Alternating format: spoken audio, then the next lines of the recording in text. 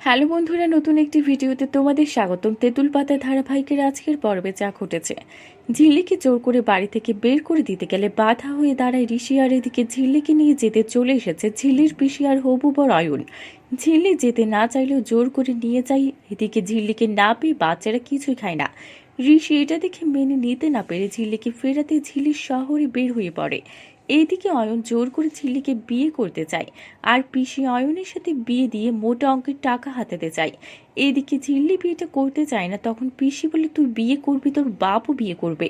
এইদিকে ঝিল্লিকে টানতে টানতে নিয়ে যায় অয়ন, আর এদিকে ঋষিও চলে আসে। এসে অয়নকে মেরে বলে, তুই একটা মেয়েকে জোর করে বিয়ে করে ওর জীবনটা নষ্ট করে দিচ্ছিস, আমি থাকতে সেটা কখন হবে না।